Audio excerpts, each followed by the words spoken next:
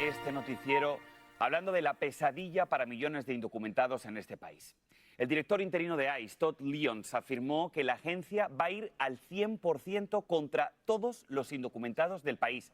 Escuchen bien, tengan o no tengan antecedentes criminales. Lyons también dijo que seguirá llevando a cabo detenciones en lugares de trabajo y que tomará medidas enérgicas contra las empresas que empleen a estas personas. Vamos a escuchar al director interino de ICE. If your agents encounter anyone who is here illegally, irrespective of whether or not they have a criminal record, that person will be taken into custody. If they're here in the United States illegally, yes, they will. Those are called collateral arrests. Correct. Pues bien, para entender mejor el tema nos acompaña Jaime Vázquez, abogado de inmigración y fiscal. Abogado, muchas gracias por estar con nosotros aquí en la edición digital. Vamos a comenzar hablando sobre este nuevo ataque, en este caso a los empleadores. Si hay algún empleador que tiene contratado a un inmigrante sin documentos, ¿qué debe tener en cuenta hasta ahora, abogado? Es importante que tengan en cuenta de que el gobierno va a tomar acciones más especializadas para revisar la I-9, que es el documento que verifica empleo. Al mismo tiempo vamos a ver posiblemente un despliegue más de operaciones de detención en lugares de empleo, y si empleadores tienen a personas indocumentadas en su nómina, podrían correr penas civiles y cargos criminales. Pero ¿qué entonces puede hacer un empleado indocumentado que lleva años trabajando con un número de ITIN, nunca ha tenido ningún problema? ¿Puede realmente ser despedido a pesar de haber pagado impuestos? Correcto. Borja, esas son las víctimas más grandes de este procedimiento que está tomando el gobierno, ya que han hecho todo lo posible para tratar de mantener un estado cívico dentro del país, pagando impuestos y yendo a trabajar. Pero desafortunadamente el número ITIN solamente es para razones fiscales y no autoriza el empleo. Por consiguiente, no da una inmunidad para tratar de mantener el empleo. Puede ser despedido y podría ser víctima de una detención en una de estas redadas. Volvemos otra vez a los empleadores, porque cuando hablamos de empleadores muchas personas pueden pensar que estamos hablando de empresas muy grandes, pero esta ofensiva también incluiría entonces a personas, por ejemplo, que contratan a inmigrantes sin documentos para realizar labores domésticas como limpieza, jardinería. ¿También podrían ir tras ellos? Siempre podría existir esa posibilidad. El gobierno ha dicho que ellos están dispuestos a levantar cualquier piedra para detener a un inmigrante. Y al mismo tiempo no solo eso, sino que en mi opinión meterle miedo a la comunidad que de pronto los está empleando de manera indirecta o digamos informal, como tú comentabas, o en lugares de empleo, empresas pequeñas, empresas que tendrían que cerrar, ya que no tendrían la oportunidad de continuar empleando este tipo de trabajadores que no pueden conseguir de otra forma. Y voy a aprovechar que está usted con nosotros aquí en el Noticiero Abogado, porque ahora mismo me dice el equipo de redes sociales que está trending unos videos con información falsa que aseguran que el presidente Trump habría presuntamente autorizado un toque de queda en al menos 12 estados, entre ellos Florida, Texas y Arizona, para que los indocumentados se queden en casa. Repetimos, aquí en la edición digital podemos confirmar que esa información es falsa y que estos videos son falsos. Pero le pregunto, abogado, ¿algo así podría pasar? No, no podría pasar. El gobierno tiene cierta autoridad, pero materia de esa forma, sin demostrar una emergencia nacional, no podría existir. Y ya sabemos que jueces federales han determinado que la situación migratoria del país no acumula suficiente para ser demostrado emergencia nacional. Esto es falso y básicamente es para buscar clics en redes sociales, pero las víctimas son la comunidad inmigrante que sigue asustada, y estos posts en redes sociales están creando muchísimo más de ese miedo. Pero hablando de la pesadilla para millones de indocumentados en este país. El director interino de ICE, Todd Lyons, afirmó que la agencia va a ir al 100% contra todos los indocumentados del país. Escuchen bien, tengan o no tengan antecedentes criminales. Lyons también dijo que seguirá llevando a cabo detenciones en lugares de trabajo y que tomará medidas enérgicas contra las empresas que empleen a estas personas. Vamos a escuchar al director interino de ICE. If your agents encounter anyone who is here illegally, irrespective of whether or not they have a criminal record, that person will be taken into custody. If they're here in the United States illegally, yes, they will. Those are called collateral arrests. Correct. Pues bien, para entender mejor el tema nos acompaña Jaime Vázquez, abogado de inmigración y fiscal. Abogado, muchas gracias por estar con nosotros aquí en la edición digital. Vamos a comenzar hablando sobre este nuevo ataque, en este caso a los empleadores. Si hay algún empleador que tiene contratado a un inmigrante sin documentos, ¿qué debe tener en cuenta hasta ahora, abogado? Borja, es importante que tengan en cuenta de que el gobierno va a tomar acciones más especializadas para revisar la I-9, que es el documento que verifica empleo. Al mismo tiempo vamos a ver posiblemente un despliegue más de operaciones de detención en lugares de empleo, y si empleadores tienen a personas indocumentadas en su nómina, podrían correr penas civiles y cargos criminales. Pero ¿qué entonces puede hacer un empleado indocumentado que lleva años trabajando con un número de ITIN, nunca ha tenido ningún problema? ¿Puede realmente ser despedido a pesar de haber pagado impuestos? Correcto. Borja, esas son las víctimas más grandes de este procedimiento que está tomando el gobierno, ya que han hecho todo lo posible para tratar de mantener un estado cívico dentro del país, pagando impuestos y yendo a trabajar. Pero desafortunadamente el número ITIN solamente es para razones fiscales y no autoriza el empleo. Por consiguiente, no da una inmunidad para tratar de mantener el empleo. Puede ser despedido y podría ser víctima de una detención en una de estas redadas. Volvemos otra vez a los empleadores, porque cuando hablamos de empleadores muchas personas pueden pensar que estamos hablando de empresas muy grandes, pero esta ofensiva también incluiría entonces a personas, por ejemplo, que contratan a inmigrantes sin documentos para realizar labores domésticas como limpieza, jardinería. ¿También podrían ir tras ellos? Siempre podría existir esa posibilidad. El gobierno ha dicho que ellos están dispuestos a levantar cualquier piedra para detener a un inmigrante. Y al mismo tiempo no solo eso, sino que en mi opinión meterle miedo a la comunidad que de pronto los está empleando de manera indirecta o digamos informal, como tú comentabas, o en lugares de empleo, empresas pequeñas, empresas que tendrían que cerrar, ya que no tendrían la oportunidad de continuar empleando este tipo de trabajadores que no pueden conseguir de otra forma. Y voy a aprovechar que está usted con nosotros aquí en el Noticiero Abogado, porque ahora mismo me dice el equipo de redes sociales que está trending unos videos con información falsa que aseguran que el presidente Trump habría presuntamente autorizado un toque de queda en al menos 12 estados, entre ellos Florida, Texas y Arizona, para que los indocumentados se queden en casa. Repetimos, aquí en la edición digital podemos confirmar que esa información es falsa y que estos videos son falsos. Pero le pregunto, abogado, ¿algo así podría pasar? No, no podría pasar. El gobierno tiene cierta autoridad, pero materia de esa forma, sin demostrar una emergencia nacional, no podría existir. Y ya sabemos que jueces federales han determinado que la situación migratoria del país no acumula suficiente para ser demostrado emergencia nacional. Esto es falso y básicamente es para buscar clics en redes sociales, pero las víctimas son la comunidad inmigrante que sigue asustada, y estos posts en redes sociales están creando muchísimo más de ese miedo. Personas que quieran ingresar a Estados Unidos a partir de octubre deberán pagar $250 adicionales. Se trata del llamado pago por la integridad de la visa, una tarifa que aplica a visas de turista, estudiante, trabajadores temporales y visas de no inmigrantes. Además, la Oficina del Servicio de Inmigración y Naturalización eliminó la gratitud de las solicitudes de asilo, por lo que ahora se pagará una tarifa de $100, tanto para aplicaciones como para renovaciones. Fabiola Galindo con todos los detalles. Estos fueron mis documentos que cuando... Alex Ortiz carga con él los comprobantes de su solicitud de asilo. Me dijeron que este mes me iba a llegar mi permiso de trabajo y el social, y hasta la fecha no me ha llegado nada. Pero tuvo suerte, solicitarlo no le costó nada. Ahora la Oficina de Inmigración y Naturalización eliminó ese beneficio, entre otros. Toda nueva aplicación de asilo hay un cobro de $100 por someter, y anualmente hay que pagar una tarifa de $100 por renovar. Afecta en su mayoría a personas que llegaron en los últimos 3 años, dice este abogado.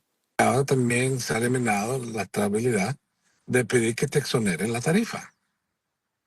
Y eso, si no puedes pagar la tarifa, porque el costo es demasiado, entonces eso va a parar muchas personas de realmente solicitar el beneficio que realmente merecen.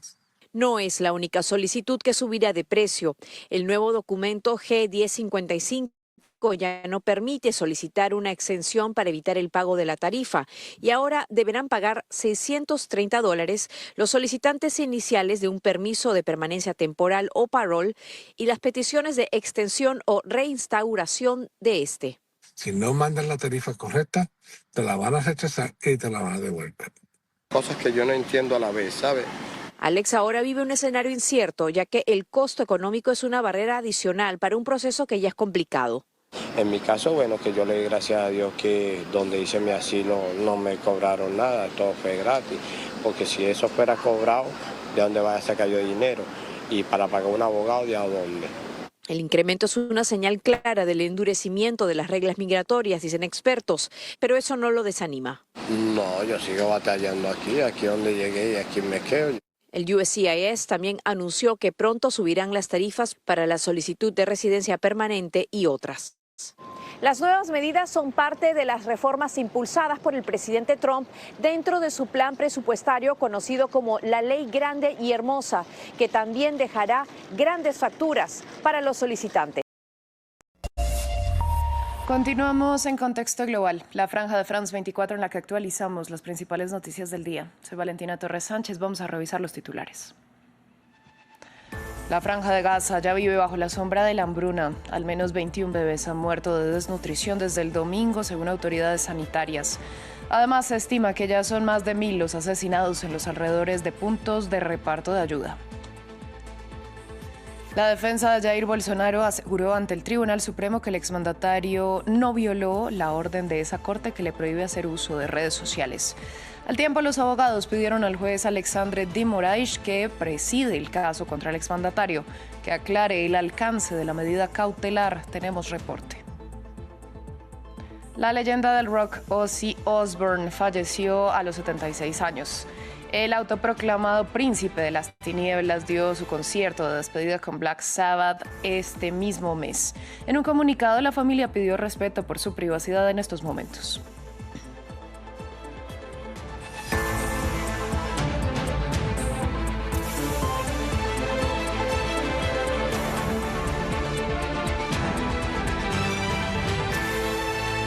Comenzamos en la franja de Gaza porque el director del hospital Al-Shifa de la ciudad de Gaza denunció que al menos 21 bebés han muerto de hambre en las últimas horas.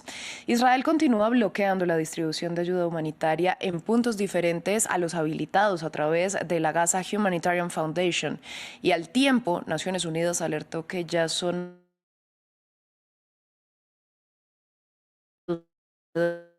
puntos cuando buscaban ministros. Rosa Pérez Masdeu con la ampliación. De Gaza, Youssef Al-Safadi es un bebé más que solo conoció la guerra y la hambruna. Murió a los 40 días de haber nacido. La causa de la muerte fue que tenía síntomas físicos de deshidratación y desnutrición severas. Los casos han aumentado en los últimos días. El hospital Al-Shifa cuenta al menos 21 bebés que han muerto de hambre en los últimos días. Frente a la escasez por el bloqueo, las madres tampoco pueden amamantar a sus hijos. Como pueden ver, no hay leche y yo no tengo suficientes nutrientes para darle el pecho. Su salud se ha deteriorado. Vengo al hospital desde hace días por su condición. Esperamos que permitan la entrada de leche y pañales pronto. Mientras ministros israelíes abogan públicamente por reforzar el bloqueo, para los palestinos atrapados en el enclave, apelar a la comunidad internacional es la única esperanza. Nuestro mensaje es ante todo detener esta guerra, abrir las fronteras e ingresar las cantidades necesarias de alimentos, suministros médicos y medicamentos que se acumulan por toneladas a solo unos metros de la franja de Gaza. Hacemos un llamado al mundo entero, a nuestros países árabes, musulmanes, a los pueblos libres para que intervengan. Las condenas internacionales se multiplican, pero de momento no se concretan medidas ni para detener la guerra ni para levantar el bloqueo. Un bloqueo al que se suman las matanzas de ya más de 1.000 palestinos a manos de soldados israelíes en los puntos de entrega de alimentos. Hablé de nuevo con Gideon Sar para recordarle nuestro acuerdo sobre el flujo de ayuda y le dejé claro que las IDF deben dejar de matar personas en los puntos de distribución. Todas las opciones siguen sobre la mesa si Israel no cumple sus promesas.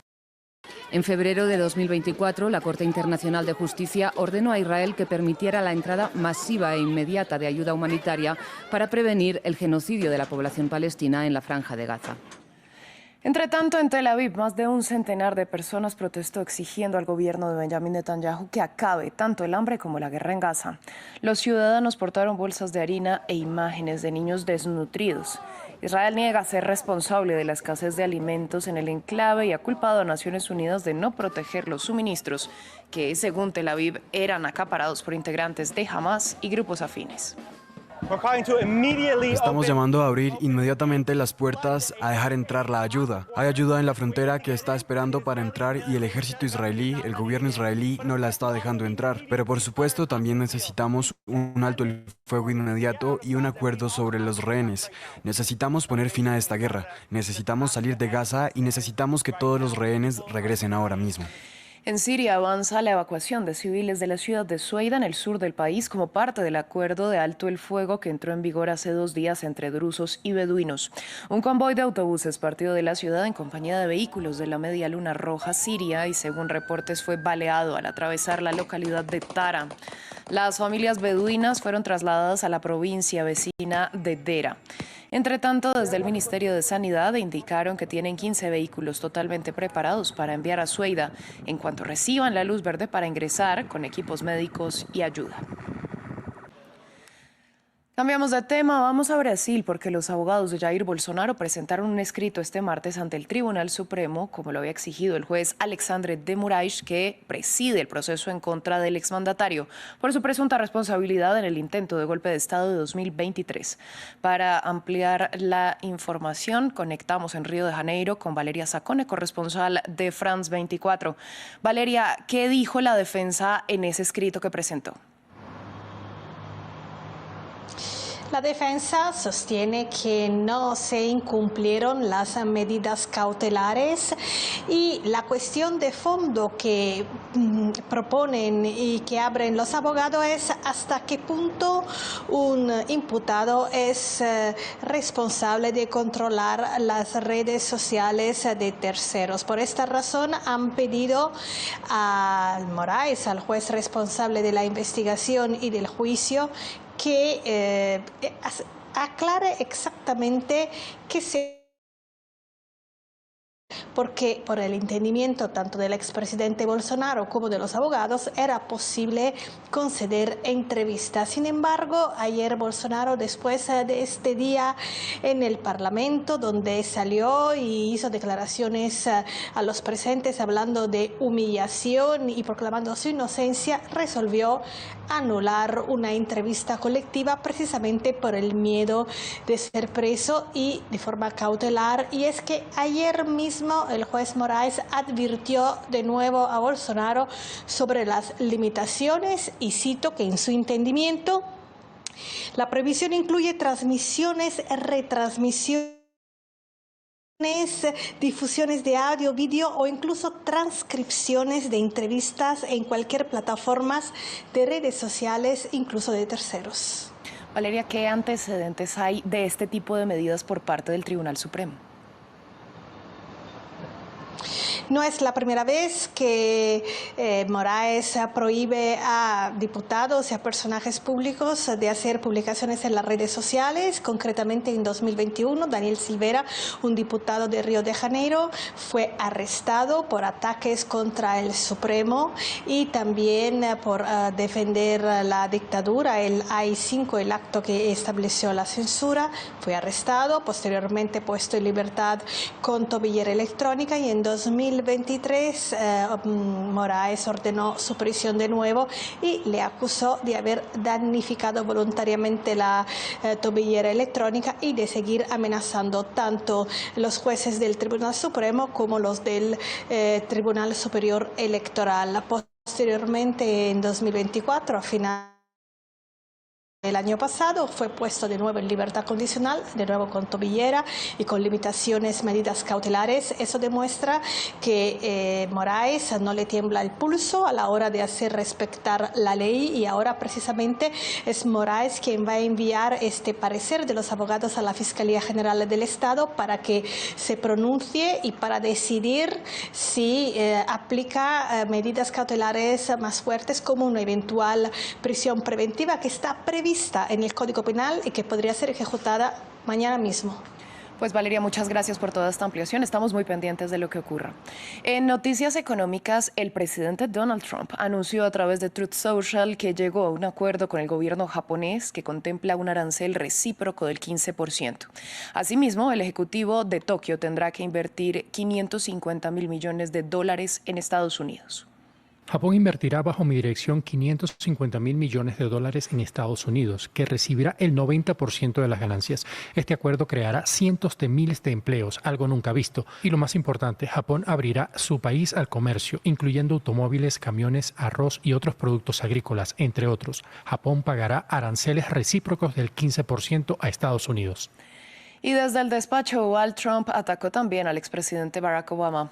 El republicano acusó al exmandatario de traición, culpándolo sin presentar pruebas de liderar una campaña para vincularlo con la posible interferencia rusa en las presidenciales de 2016. Trump además pidió que Obama sea juzgado por ello.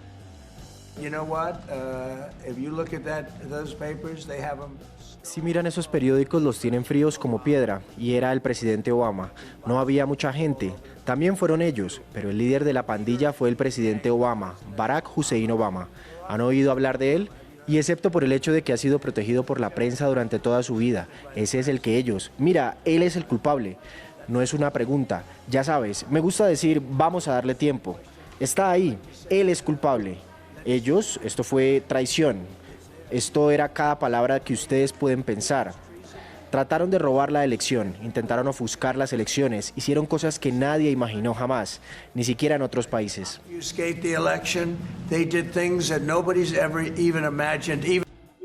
¿Cómo están, amigos? Muy buenos días. ¿Cómo estás, José? ¿Qué dices? Hola, Miroslava, amigos, amigas, qué gusto como siempre saludarlos. Muy buen día. Bueno, el día de hoy es miércoles 23 de julio en Bolivia, se recuerda el Día de la Amistad, así que a todos los amigos un gran abrazo y realmente, ¿no? Que la pasen unidos y que no sea solamente un día, como siempre decíamos, no salió la tarjeta en realidad, algo que nació con una empresa llamada Tarjetas de Inspiración SCART, la época en que la gente tenía esa costumbre de comprar una tarjeta y enviarle a un amigo, a un pariente, a la novia, a quien sea. Entonces había una tienda específica para eso en cada ciudad del país y obviamente esta empresa creó el Día de la Amistad en base a que se puedan comprar tarjetas y dar tarjetas a los amigos. Desapareció la empresa, ya la gente no está acostumbrada a las tarjetas, pasó eso a una costumbre de usar tarjetas virtuales y posteriormente pasó casi a la nada. Pero sí hay gente que todavía por lo menos se reúne en horas de la tarde, de la noche, entonces trata de hacer el contacto, el nexo, ¿no? con la gente que más aprecia en su vida. Feliz Día de la Amistad, Miroslava, feliz Día de la Amistad.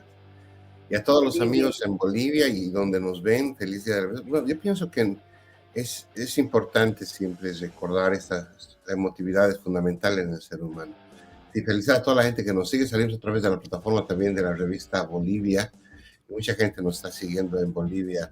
He estado revisando las métricas en la víspera y por semana entran entre 1.500 a 2.000 personas en Bolivia. Están viéndonos, entonces gracias a cada uno de ellos por compartir sobre todo nuestros contenidos. Bueno, ¿te pasa si nos vamos con anuncios? Excelente, vámonos con anuncios. Ahí vamos con los anuncios. La revista Latino celebra 200 años de creación de Bolivia y para conmemorar esta fecha histórica, premiaremos a los bolivianos de oro en el exterior. La invitamos a una noche inolvidable en la gran gala de presentación de nuestra edición especial Bicentenario de Bolivia.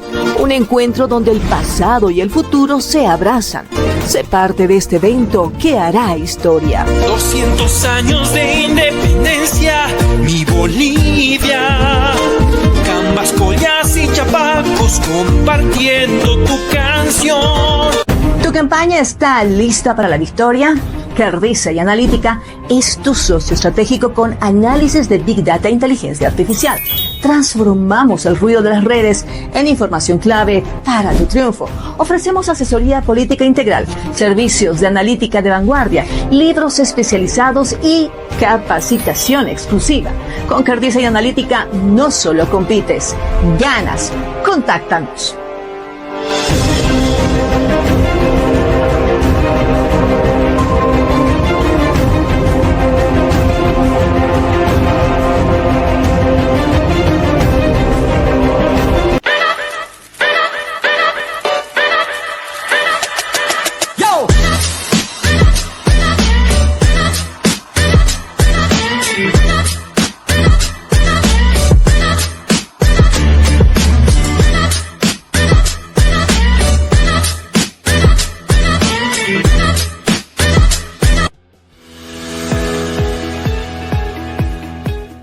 Latinos, el país que construimos, busca destacar lo mejor de la comunidad hispana en Estados Unidos y el mundo.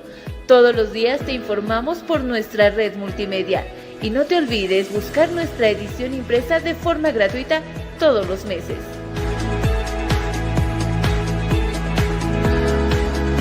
Latinos, el país que construimos. Y bien, ¿Qué tal? así volvemos, Miroslava. Cumplimos.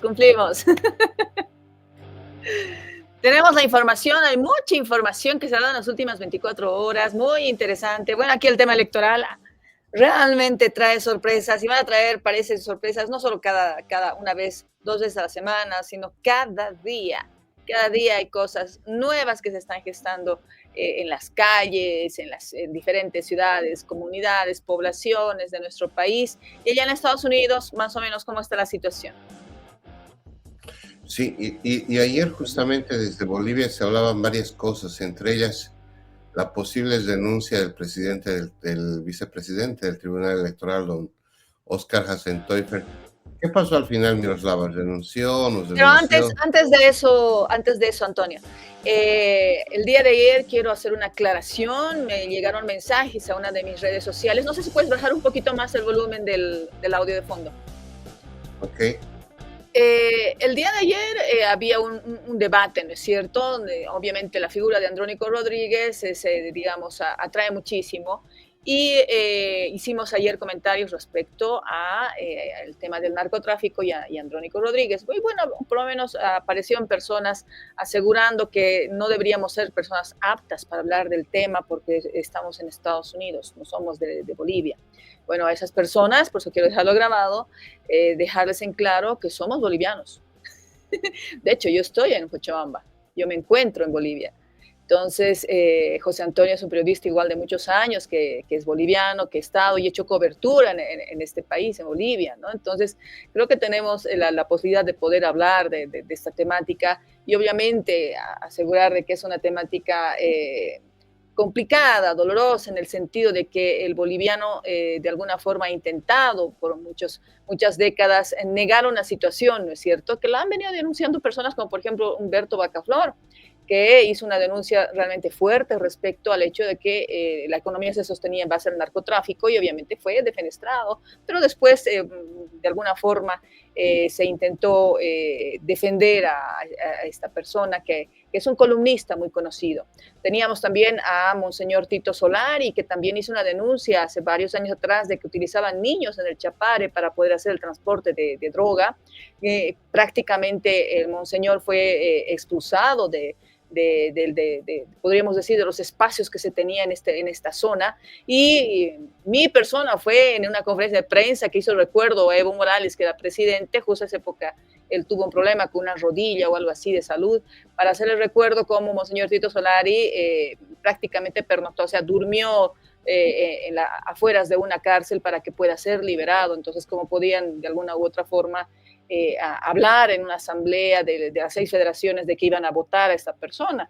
Entonces son, digamos, una serie de circunstancias que hemos vivido como periodistas y hemos podido palpar para poder hablar cuánto esto puede afectar, ¿no es cierto?, a nuestro país.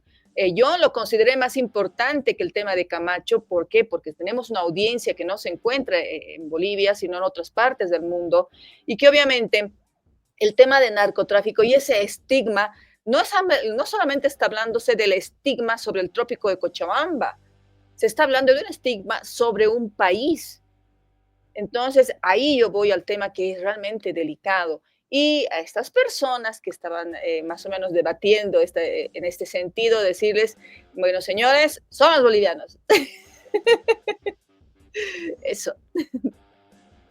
Bueno, el tema del narcotráfico es un problema social latinoamericano y mundial, o sea, no es un tema aislado. Cuando nosotros hablamos sobre el tema del narcotráfico y la vinculación política, pues se remonta no solamente al gobierno del MAS o de Evo Morales. El narcotráfico tuvo un contraste político incluso en la época del MIR, del expresidente Jaime Paz Zamora, cuando incluso algunos líderes del MIR tuvieron que ingresar a la cárcel para poder pagar condena por temas relacionados. O sea, García Mesa también, ¿no? Claro, No la se puede economía, olvidar. mira, García Mesa propuso pagar la deuda externa boliviana con recursos del narcotráfico. O sea, el narcotráfico, lastimosamente, en Latinoamérica promueve mucho dinero y muchos políticos pues han tenido acceso a relaciones de este tipo. Entonces no hay que decirlo claro, ¿no? Ahora, evidentemente nosotros sacamos esta información a raíz de una declaración que hace un candidato muy allegado a Evo Morales. Yo lo dije y lo repito, el poco amigo en este momento, porque Evo lo ha defenestrado, Andrónico. Lo hicimos en base a un comentario, en base a una nota que está en redes sociales. Entonces, los comentarios que tratamos de hacer, nosotros no editorializamos nada con Miroslava, simplemente hacemos un seguimiento y tratamos de ser muy probos, pero quiero aclarar la palabra probos para que no haya malos entendidos. Tratamos de ser, de buscar esa objetividad que no existe. Tratamos de ser muy nítidos a la hora de hacer algún comentario. Igual nos han criticado y nos han observado en realidad sobre el tema de la Franja de Gaza, un señor, entiendo, muy allegado por religión, etcétera, al pueblo israelí. Por eso lo respetamos, obviamente, como a todos. Pero nos encantan las críticas, pero entendamos bien el concepto de crítica. La crítica es cuando tú discurres ideas. Nosotros no estamos debatiendo ningún tipo de idea, simplemente comentamos lo que sale en la palestra pública. Y por eso a cada rato decimos gracias a los videos de ANF, gracias a los videos de Fides, de La Brújula, gracias, yo digo, al Servicio Alemán de Información Pública, al Servicio Francés de Televisión, porque justamente usamos esos materiales. Ahora, si algún rato algún político quiere hablar sobre el tema, pues lo invitamos, participe. No tenemos ningún problema, yo creo, Miroslava, en que alguien quiera hablar y poder discutir, y tal vez por ahí nos aclaran y nos hacen ver de que no tiene nada que ver el narcotráfico con la política boliviana, de que el trópico de Cochabamba vive en base a la producción de frutales, o que de repente nos hacen ver una realidad que nosotros no estamos viviendo, ¿no es cierto? Entonces, bueno, yo pienso que está muy bien que nos sigan, gracias por los comentarios, mándenos la información y entonces aquí lo vamos a distribuir con el mayor agrado. Yo creo que es así. Muy bien, bueno, vamos avanzando. El día de ayer hubo un rumor muy específico, digamos, a nivel de colegas, de medios de comunicación, respecto a que Óscar Hassan Teufel, quien es el vicepresidente del Tribunal Supremo Electoral, debido a que Hassan Teufel en una anterior gestión, cada año hacen un cambio de directiva, pues mediante una votación, él fue ya presidente, no puede repetir esta misma posición dentro del directorio, de la directiva, y obviamente es tanta la expertise que tiene Hassan Teufel dentro de los que están componiendo en este momento el Tribunal Supremo Electoral, que era muy complejo, muy complicado que puedan poner a otra persona por encima de Hassan Teufel. Entonces, lo que se hizo fue una decisión, podríamos decir algo salomónica, dejar pendiente, vacío el cargo de presidente y a él tenerlo como vicepresidente. De esta forma, él asumía interinamente la presidencia. Entonces, interinamente, es el presidente del Tribunal Supremo Electoral. Hubo un trascendido de que él había presentado su renuncia. De hecho, hay dos medios de peso, por ejemplo, ANF, la agencia de noticias Fides, y también este medio que viene a ser Brújula Digital, que conduce también Raúl Peñaranda, y también algunos otros colegas periodistas que tienen sus redes sociales con 100,000 seguidores, 200,000 seguidores, que lanzaron este tipo de información. Minutos después, obviamente, existen otro tipo de colegas que trataron de hacer, digamos, la prueba, ¿no es cierto? O sea, consultar si realmente era o no era así, sacaron el trascendido también de que no había renunciado y que el Tribunal Electoral más bien había comunicado o iba a comunicar de que esto era falso. Entonces, aquí tenemos la conferencia de prensa en la cual uno de los vocales del Tribunal Electoral habla sobre este trascendido y qué es lo que habría pasado, pero no da algunos detalles. Pero escuchemos primero a este vocal. Dar a conocer en realidad que el día de hoy, en horas de la mañana, hemos llevado adelante una sala plena en la que hemos tomado conocimiento de una nota presentada por el presidente en ejercicio del Tribunal Supremo Electoral en la que solicita baja médica por un estado de salud. Esa es la nota en realidad que se ha presentado y que ha sido conocida en sala plena. No se ha presentado ninguna renuncia, la sala plena no ha conocido ningún tipo de renuncia y las actividades se siguen desarrollando de manera normal. Al ser un estado, ha pedido una baja médica de 3 días hasta el día viernes y obviamente en virtud a ello, teniendo en cuenta que nuestro vicepresidente cumplía las funciones de presidente en ejercicio por determinación de sala plena por este lapso de tiempo, la vocal San Martín va a llevar adelante esta tarea de presidente en ejercicio. Sin embargo, desmentimos que la sala plena hubiera conocido cualquier tipo de renuncia presentada a este cargo. Al ser un tema delicado de salud, al tratarse de un compañero, de un vocal que forma parte en este cuerpo colegiado, vamos a pedir también respeto al tema de este tema de salud. ¿Sí? Por favor, vocal, estamos en vivo para Cadena C. Ahí ven entonces, él es Gustavo Dávila, el vocal que aclara que el presidente interino del Tribunal Supremo Electoral, el señor Óscar Hasenteufel, no renunció, sino que pidió una licencia por motivos de salud durante 3 días, o sea que dura hasta el día viernes. Mientras tanto, es la vocal Yahara San Martín que asume la presidencia del órgano electoral. Sin embargo, no es esta carta, es la otra, te cuento. Esta es para otra nota. A ver, vamos a ver. La vamos a quitar. Ahora sí. Esta sería la carta que se ha filtrado. La información que se tiene al respecto es que la tensión, la presión es muy fuerte al interior del Tribunal Electoral. Recordemos que en los últimos meses se han presentado, digamos, circunstancias no muy comunes en elecciones electorales de presidente dentro del Tribunal Electoral. Generalmente el Tribunal Electoral recibe, digamos, las postulaciones y existen muy pocas observaciones, digamos, un lunar o una mosca en la leche, así, ¿no? Pero en esta ocasión no. En esta ocasión, o sea, realmente eran observaciones, no cualquier observación, sino fuertes observaciones que bajaron partidos políticos, bajaron candidatos y pusieron en riesgo la participación de otros candidatos. Entonces, hay procesos judiciales que se han iniciado, ni bien ha empezado el cronograma electoral, procesos judiciales en los cuales han tenido, yo me imagino, que dormir, ni siquiera dormir, o sea, quedarse, digamos, en reuniones hasta horas de la madrugada, dilucidando, discutiendo. Entonces, es una presión muy fuerte. Calculamos que la presión es tan fuerte que obviamente tiene que recaer en a quien han apostado para que sea el que encabece este proceso electoral, que es Óscar Hasenteufel. El tema de las elecciones en Bolivia tiene siempre estos ribetes, ¿no? La presión del Tribunal Supremo Electoral no solamente son de los partidos políticos, también es de algunas organizaciones, y en este caso, yo lo escuchaba, te decía Óscar Hasenteufel hace un par de semanas, y lo notaba muy nítido y tranquilo.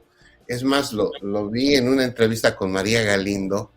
Claro, pero... Y estaba muy tranquilo, yo lo veía tranquilo a don Óscar, pero pues mira, a mí igual me sorprendió. No te olvides que esta elección tiene fuera del ruedo a Evo Morales y a sectores sociales amenazando al país. Incluso hemos tenido bloqueo de carreteras, conflictos y muertes en Yayagua. Entonces no es, digamos, un síntoma muy común comparado con otras elecciones presidenciales. Esa es la diferencia.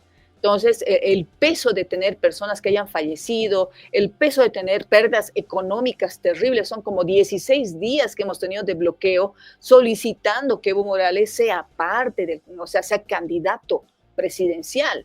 Entonces, no es poco. Y obviamente ahí se ha trascendido de que en una reunión el día de ayer habrían tenido una fuerte discusión, ayer o anteayer, sí, en los últimos días, que han tenido una fuerte discusión que llevó a Hasenteufel a presentar su renuncia y se filtra esta carta. Dice, renuncia a la función de vicepresidente, a la función, no como vocal, él continúa siendo vocal. renuncio a la función de vicepresidente y bueno, desde algunos meses, por decisión de sala plena, vine ejerciendo la función de vicepresidente del Tribunal Supremo Electoral y de manera interina la presidencia del mismo. Acepté este cargo con el mejor propósito de brindar mi esfuerzo en un periodo que exige de todos la máxima entrega y responsabilidad, ya que tenemos por delante un evento electoral que sin duda es el más importante de los últimos tiempos. Lamentablemente vengo confrontando, él pone algunos problemas de salud y sobre todo de agotamiento físico que hacen imposible que pueda continuar ejerciendo la función de vicepresidente. Por esa razón, elevo ante ustedes mi renuncia irrevocable a dicha posición. Entonces, él arguye que tiene problemas de salud, personales, agotamiento físico, que es plausible, pero obviamente esto desestabilizó durante algunas horas ayer lo que podríamos decir, tener una visión, un panorama de que tendremos una contienda electoral pacífica o una contienda electoral organizada o levemente organizada. Incluso ya las repercusiones venían a ser, no, o sea, ya no va a haber seguridad de que existan elecciones o ya no va a haber un orden, unas elecciones limpias. O sea, había un montón de comentarios por parte de la población que empezó, digamos, a reaccionar a esta posibilidad. Entonces, ahora, a ver, pondremos la última parte. Aquí está, es la firma, como ven, una firma de Oscar Hassenteufel. Y bueno, esa fue más o menos la situación que se dio. Dicen que lo han convencido y él se mantiene como vicepresidente interino del Tribunal Electoral. Pero, ¿sabes a mí qué devela esto? Que dentro de la sala plena, es decir, dentro de la reunión de los vocales, las cosas no están tan bien, ¿no? Porque es un tema administrativo. O sea, entiendo, comprendo, don Oscar debe estar bordeando o ha superado ya los 80 años, es una persona mayor. Y obviamente eso es, me imagino, el cansancio, y todo eso. Pero estos son temas bien internos que podían haberlos absorbido sin la necesidad de una carta. Ahora, yo entiendo que don Oscar Hassenteufel por un tema formal emite la nota, pero deberían haberse tratado de forma interna para que no trascienda y no genere ese malestar. Porque te cuento que aquí en la comunidad boliviana, ayer justamente por la tarde me llaman algunos líderes de nuestra comunidad y me preguntaban justamente qué sabes de las elecciones de Bolivia, parece que se van a suspender. Ese fue el comentario. Y yo empecé a buscar información y dije, no sé nada, la verdad estábamos con las actividades y busqué información de, sí, evidentemente hay un comentario, pero no sabemos. Y luego ya se empezó a aclarar, se fue a la conferencia de prensa. Y a propósito, quiero agradecer a la gente del Tribunal Electoral que todavía me mantiene en el WhatsApp del Tribunal Electoral y ahí justamente pusieron la información. Yo repliqué esa información a alguna gente que me lo pidió ayer en la tarde. Y bueno, pues estamos para eso, ¿no? Estamos para eso. Hay que agregar, en lo que refiere a problemas internos, que recordemos que hace unas semanas atrás hubo este escándalo con el exministro de Justicia, Siles, del cual aseguraban que había hecho, digamos, uso de influencias para hacer cambios judiciales, que pedía a jueces que den ciertos favores, digamos, ciertas sentencias, manejar los procesos de forma más política, o que bajen a ciertos jueces porque no estaban dentro de los lineamientos por parte del gobierno del Ejecutivo. Y obviamente la denuncia más fuerte en las últimas semanas es que este exministro habría otorgado dineros a alguien del Tribunal Electoral, él es el vocal Atahuichi, de quien aseguran que recibió dinero por parte de la esposa de Luis Arce en una cuenta en Panamá, un monto altísimo, más de $30,000, para que específicamente él vote a favor de que sea inhabilitado o que no impidan la participación de Evo Morales. Esa es la versión que tienen el ala evista y que la refuerzan constantemente. Supuestamente hay un medio de comunicación en Argentina que saca denuncias o más pruebas paulatinamente, o sea, 1, 2, 3 veces a la semana, y estas mismas son utilizadas por los medios como Causa Chuncoca que hacen la denuncia continua, ¿no? Reiteran muchísimo este mensaje y obviamente esto ha hecho que el señor Atahuichi salga y diga, bueno, demuéstrenme, ¿dónde están las pruebas? O sea, lo que ustedes están mostrando, capturas de pantallas, de conversaciones en WhatsApp y todo lo demás, a mí ni me va ni me viene. Entonces, él dijo que se iba a mantener hasta que realmente le demuestren algo, ¿no? Y ese también es otro de los puntos, otro de los quiebres tal vez internos que se ha discutido en muchas ocasiones dentro de lo que es el órgano electoral. Entonces, más o menos ese es el panorama que te lo redondeo para mostrarte un poco cómo podría esto haber afectado en la salud, en el temple de quienes son parte. No creo que solamente sea de Oscar Hassan Teufel, sino también de los otros componentes. En resumen, las elecciones en Bolivia no hay ningún tipo de suspensión, ningún tipo de, pues simplemente es un tema interno. Oscar Hassan Teufel sigue en el Tribunal Supremo Electoral, tal vez va a haber cambios en la directiva, tal vez lo vamos a conocer hoy, pero lo cierto es de que las elecciones en Bolivia continúan y para la gente que nos ha preguntado, no hay la posibilidad de que en este momento las elecciones se suspendan. Y para los jurados electorales, tienen que ir a sus cursos. Tienen que ir a sus cursos. Mira, aquí, ¿sabes? En New Jersey, fíjate cómo nuestra comunidad está bien. Yo he visto gente muy feliz de ser parte de eso. Yo voy a verificar si soy o no soy, pero el tema es de que aquí te cuento que en New Jersey hay una página en Facebook. Y a propósito, gracias a los amigos de New Jersey. Sí, hay varias páginas de New Jersey. Yo viví un tiempo en New Jersey y encontré muchas páginas. Gracias, amigos, gracias, porque nos mandan información. Todo casi, yo te digo, una vez a la semana por lo menos me mandan comunicados de sus actividades sociales. Muchísimas gracias. Y ayer en una de las páginas publicaron los nombres. Alguien se dio la tarea de colocar las cédulas de identidad de todas las personas y sacaron una lista y la publicaron en Facebook. ¿Y aún así no viste? No, o sea, eso hicieron. Eso hicieron. Y me parece fantástico porque ahí se nota cómo la gente está esperando aquí en los Estados Unidos participar. Sí, yo el 2019 fui a las elecciones, hice, por eso te dije, la cobertura como corresponsal para El Deber, y vi que la gente estaba súper contenta de ser parte de esto, de ser jurado electoral. Yo me acuerdo que agarraban las cajas, las abrían y era así, fíjense, estaban ahí, se sacaban fotografías. Entonces sí, la gente del exterior lo toma de otra forma, ¿no? Aquí, ¿no? Los memes, los TikToks, las publicaciones de ¡ay, me salvé, no fui jurado electoral! Fue el denominador común en Bolivia. Bueno, vámonos con la siguiente nota. Lo tienes tú ahí en la bandeja, Miroslava. Yo pienso que tú eres la más adecuada para ir lanzando lo que tenemos desde Bolivia. Saludos a toda la gente que nos están mirando. Sabes, estoy monitoreando a través de la página Bolivia y hay 36 personas que están mirando a través de la página Bolivia. Eso quiere decir que tenemos muy buena audiencia. Gracias, amigos, por seguirnos. Gracias por pues aventarnos, porque esto es una motivación para nosotros. El día de ayer hablábamos, José, el tema de que Manfred Reyes Villa rompió relaciones con Marcelo Claure.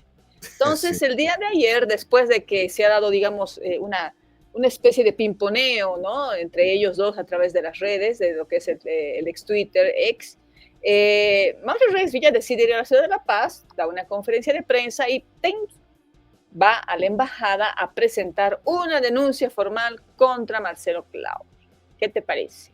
¿Vemos un poco las imágenes? Claro, adelante. Una carta aquí a la embajada del hermano país de los Estados Unidos, porque no podemos permitir que haya injerencia en una elección nacional y sobre todo un ciudadano norteamericano insulte a un candidato. No entiendo cómo él, por más que haya, no sé si ha nacido en Bolivia o no, pero apoya de frente a un candidato. Él puede apoyar al candidato que quiere, seguramente en forma privada, pero no hacer tanto show, insultar a un candidato, hacer campaña pública. Yo lamento mucho. Van a ver ustedes sus tweets insultativos hacia mi persona. Por eso estoy respondiendo, no por otra cosa. Si no me hubiera insultado, me hubiera quedado callado. Pero como insulta a un candidato, y a un candidato ganador, y a un candidato que no va a permitir que se venda la patria, es decir, yo voy a defender a mi querida Bolivia, por sobre todas las cosas mi país, por más que haya nacido en Bolivia, en la China, no porque sea multimillonario, nos va a insultar, es un insulto a Bolivia, y no se va a aprovechar nadie, mientras yo sea presidente, nadie de Bolivia, o donde yo esté, nadie se va a aprovechar de los recursos de Bolivia. Los recursos de Bolivia son para todos los bolivianos y bolivianas. ¿Qué tal? Impactante. Primero escucharé tu percepción. Mira, es que aquí las cosas en los Estados Unidos, si es a presentar una denuncia a la justicia, si es a la justicia americana, va a haber, es un caso de corte. Aquí los abogados funcionan de la siguiente manera. Hay abogados. Pongamos la carta. Hay abogados que se van a prestar a esto, a hacerle seguimiento a esto. Entonces, nada raro, si Manfred lo quiere llevar, como quien dice, si no es solamente un tema de show político, lo vamos a tener declarando a Marcelo Claure en una de estas cortes aquí en Estados Unidos, explicando lo que ha dicho. Recuerda que Manfred vivió casi una década, ¿no? Vivió muchos años en Estados Unidos y obviamente conoce de la normativa allá. Por eso es que dice señora Debra Evia, encargada de negocios de la Embajada de Estados Unidos, referencia, denuncia, injerencia e intromisión de ciudadano norteamericano en la política nacional y en el proceso electoral del Estado plurinacional de Bolivia y posible violación de leyes federales de Estados Unidos de Norteamérica. Esa es la referencia. La carta es larga, yo solamente te pasé una, ¿no? Pero bueno, esto solamente es un tema entonces político, o sea, ¿sabes? Porque si Manfred realmente quisiera denunciarlo, va a un juez y el juez lo llama a Marcelo Claure y le dice, hey, man, ¿qué estás hablando? Oye, a ver, señor, ¿qué está hablando usted? ¿Es cierto lo que están diciendo o no es cierto? Lo llamaría el juez. Este simplemente es una alerta, es parte de, yo diría, del proceso electoral. O sea, es una carta de amenaza que no tiene mayor trascendencia. O sea, mediáticamente sí, digamos, le has dejado la carta, el papelito, pero nada más. Si quieres realmente denunciar a alguien en este país, en los Estados Unidos, te vas a una corte y dices, señor, esta persona me está faltando el respeto, está atentando contra mi integridad y pido que me dé justicia. El juez lo va a llamar y le va a decir, señor, ¿qué está hablando? Este señor dice que usted lo está amenazando, que usted le está faltando el respeto. A ver, dígame su versión. Así funciona la justicia aquí en los Estados Unidos. Las cortes sirven para eso. Entonces, simplemente es una carta de parte del momento electoral. Si no está dirigido... Son 4 páginas.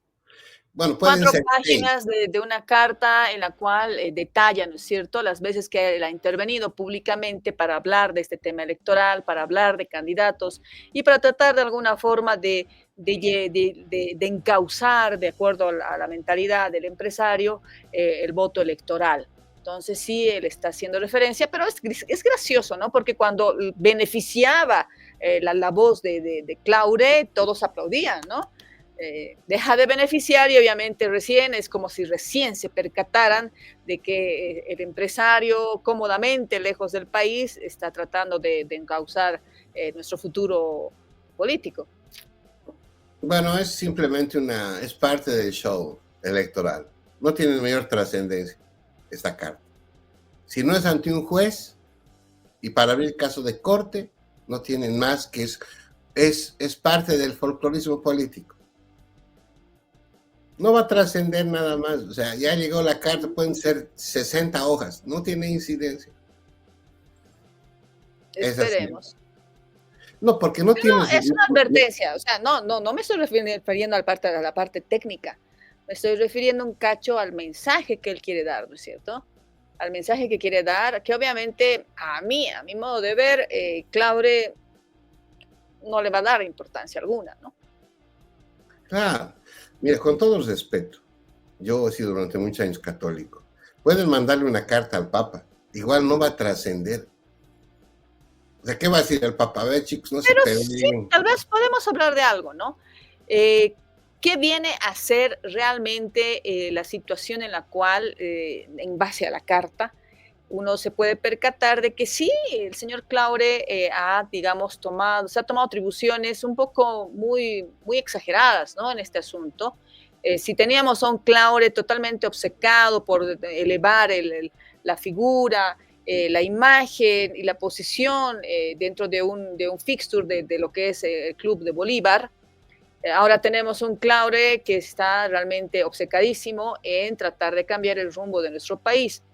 Yo lo acepto, está bien, creo que si en algún momento tuviera la posición de tener la cantidad de dinero que se pueda tener, me gustaría, ¿no?, apoyar, pero obviamente yo soy un poco más filantrópica, me agrada mucho más entrar ya a otros espacios que son espacios de gente de bajos recursos, en salud, o sea, tratar de cambiar la vida de las personas, pero él ya ha ido al nivel de, si no cambiamos el tema político, no cambiamos el rumbo de los presidentes y de la línea política de este gobierno, que es cómo voy a poder cambiar lo siguiente, es lo que yo creo, ¿no? Y obviamente esto de alguna forma ha despertado observaciones en el sentido de que creen que este empresario lo único que está buscando es el tema del litio, que es uno de los temas que hemos hablado hace unos días atrás, o que tiene otro tipo de intencionalidad, ¿no? Una intencionalidad por detrás del interés.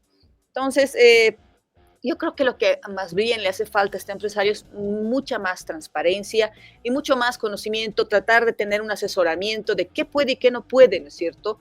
Que hasta dónde puede el apoyar, podríamos decir, a lo que significa lo que necesita nuestro país. Es como hablábamos las reglas, ¿no es cierto? Tú tienes reglas, tú eres inmigrante en Estados Unidos y tú tienes que conocer la normativa, tienes que conocer qué hay, qué no hay y todo lo demás. Es lo mismo, yo creo que para otros países, tratar de, al menos si quieres entrar a las arenas políticas, conocer un poco más y evitar estos sinsabores que obviamente para gente que, digamos, entiende lo que significa que alguien con una imagen pública tan fuerte y aparte de eso con una, podríamos decir, una persona que todo el mundo sabe que es un empresario reconocido, tendría y no tendría que hacer, ¿no? Es mi modo de ver. Bueno, yo pienso de que Marcelo Claure tiene derecho a opinar como cualquier boliviano. La gran diferencia de él es de que él incide no solamente por su posición económica, sino porque muchos los relacionan a intereses económicos que él estaría persiguiendo. Ahora, él ha tratado de conciliar con todos los partidos de oposición, Miroslav.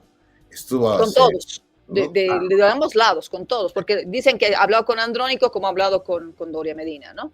Bueno, y al final el hombre se decide por Samuel Doria Medina, lo hace público, y obviamente la gente que está en contra, etcétera, pues reacciona. De todas maneras, lo cierto es de que esto lo vamos a seguir viviendo, es parte del clima electoral. No va a tener mayor trascendencia esta carta, se quedó ahí, pero el tema mismo de la posición yo lo veo a Manfred otra vez, ¿no? Es decir, yo, hombre fuerte, yo voy a... ¿Qué dijo hace unas semanas? Que lo iba a detener a Evo Morales, lo primero que iba a hacer iba a entrar al Chapare sin disparar nada, yo sé cómo lo saco, y o sea... Eso dice Manfred. Ahora dice, no voy a permitir, o sea, no, lo que estamos eligiendo los bolivianos es un presidente. No estamos buscando un emperador, qué sé yo, un jeque, un zar, no, o sea, estamos buscando un presidente que administre la pobreza que tiene nuestro país. Eso estamos buscando los bolivianos. Bueno, claro, pero lejos de eso es también el tipo de sugerencias, ¿no? Deberían unirse, que cómo es posible, él es una persona así, una persona así, y que todos deberían más bien apostar y votar por fulano de tal. Bueno, es cierto que la unidad hace la fuerza, eso es muy cierto, pero en democracia, en el hecho exacto de que cualquiera puede ser candidato presidencial, eso también quiere decir que esa persona tiene, o sea, la potestad de decidir si sigue, no sigue, si apoya, no apoya, o se mantiene en el ruedo. Es su derecho. ¿Tú sabes por Obviamente, qué lo buscan? puede ser que perjudique, sí, puede ser que no, pues no perjudique, tal vez, pero está en su derecho. O sea, un externo no es quien para decir, señor, por favor, bájese. No pueden hacer eso. A menos que la normativa y las leyes lo hacen, como en el caso de Evo Morales. Ese es otro tema. ¿Por qué? ¿Sabes por qué lo buscan a Claure? ¿Por qué lo buscan a Claure? Por su plata, por su dinero, porque están buscando a alguien que les financie la campaña, porque saben que con dinero se hace política en Bolivia y en Latinoamérica. Y en Estados Unidos.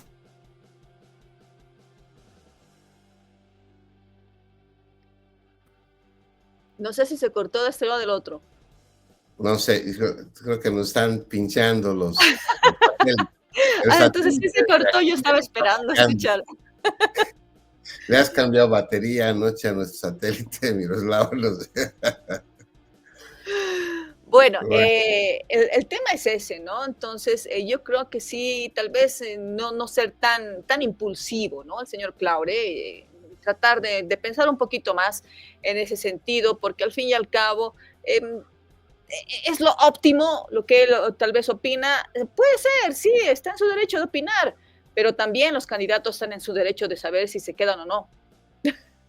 Ok, definitivamente. Vámonos a la última nota, Miroslava Fernández. Bueno, la última nota que viene a ser para finalizar, no sé, ¿te recuerdas a Usquiano, Dante Usquiano, que él es el que canta Collita, por ejemplo? Sí. Hace muchos años, él fue parte de la agrupación Guara. Correcto. Y bueno, está padeciendo realmente de una enfermedad. Ya van 2 años, hace 2 años lo habían internado de emergencia y bueno, no ha podido todavía recuperarse y se ha iniciado una campaña y que bueno, queríamos compartir un poco, tal vez pueda servir para que alguien pueda apoyar a este cantante bueno, este artista boliviano que no la está pasando muy bien. Los 350 bolivianos no me alcanzan para vivir. Toda ayuda que me puedan prestar en el amor de Dios, le agradezco completamente. Lamentablemente nosotros no tenemos una jubilación. Si no vendemos nuestro arte, no podemos alimentarnos. Lo último que tuve fue una prótesis de cadera, que eso ya me impide subir a un escenario. Y bueno, el cansancio también de alguna manera físico. Bueno, pues yo percibo solamente la renta dignidad, que son 350 bolivianos mensuales. Luego de eso no tengo ningún tipo de ingreso más. Es de ahí que, como tú ves, me estoy deshaciendo en realidad de mis objetos más personales, más íntimos.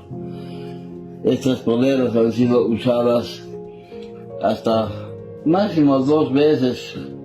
Son materiales con los que yo he trabajado, pero la necesidad que tengo me obliga a tener que desprenderme de las cosas que más quiero en realidad, de los recuerdos que tengo más profundos en mi corazón sobre Guara, ¿no?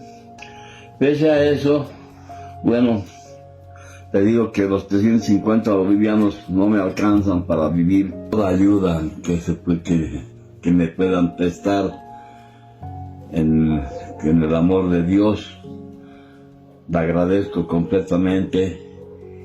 No soy una persona orgullosa, trato de ser lo más humilde posible. De la gente que me quiere, de mi gente, de mi pueblo. Y en esta época, además, que es la conmemoración del grito libertario de la paz, con mayor razón acudo a ustedes. Las montañas me vieron nacer. Ahí está. El Illimani tuvo una misión y las cantutas su alma te dio. Collita tenías que ser. Esa es la voz de Dante Usquiano. ¿Qué tal? Qué pena, qué pena.